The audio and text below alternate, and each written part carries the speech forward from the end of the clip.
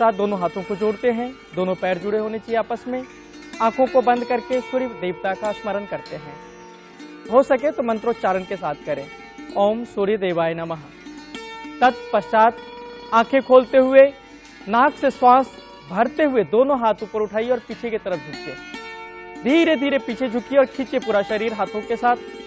श्वास बाहर छोड़ते हुए धीरे धीरे आगे झुकिए। दोनों हाथों से अपना पैर छूइए। फिर लेफ्ट पैर, बायां पैर पीछे ले जाइए। नाक से गहरा श्वास भरते हुए ऊपर देखिए। हाथ दोनों जमीन पे रखिए।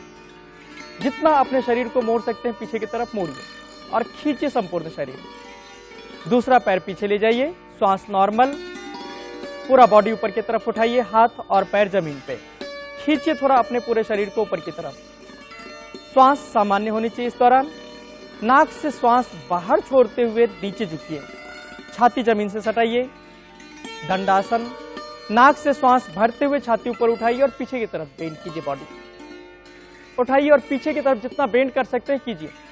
टोज फ्लैट, पैरों को अपना फ्लैट रखिए और खींचे संपूर्ण शरीर ऊपर देखिए आकाश की तरफ। अब हिप्स ऊपर उठाइए जमीन से, गर्दन नीचे झुकाइए। श्वास नॉर्मल रखिए। दाहिना पैर यानी राइट पैर आगे लाइए दोनों हाथों के बीच में। नाक से श्वास भरते हुए पीछे बेंड करिए पूरा शरीर और खींचिए संपूर्ण शरीर फिर से जितना खींच सकते हैं। दूसरा पैर भी आगे लाइए दोनों हाथों के साथ। श्वास बाहर छोड़ते हुए नीचे बेंड कीजिए पूरा शरीर। श्वास अंदर भरते हुए ऊपर उठिए और पीछे की तरफ मोड़िए पूरा शरीर। खींचिए संपूर्ण शरीर। गर्दन पीछे झुकाइए। श्वास छोड़ते हुए वापस आइए। दोनों हाथों को जोड़कर सूर्य भगवान को नमस्कार करके हाथों को वापस ले आइए। जैसा कि अभी आपने देखा, एक एक्सरसाइज में, एक आसन में 12 आसन जुड़े हुए हैं। ये सिर्फ एक बार है, लेकिन कम से कम इसको 2 बार करना चाहिए, जिसको हम एक सेट बोलते हैं। अभी जैसे हम बायां पैर पीछे ले गए थे, दूसरे बार में दाहिना पैर का इस्तेमाल करते हैं। तो कम से कम 2 बार इस आसन का अभ्यास करना चाहिए। आपके पूरे शरीर को लचक मिलती है इस आसन के अभ्यास से।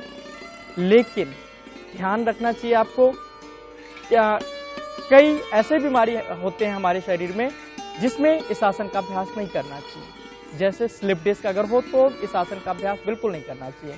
हृदय रोगी और हाई ब्लड प्रेशर के रोगी को भी बड़े ही आराम से किसी योग्य गुरु के सामने इस आसन का अभ्यास करना चाहिए।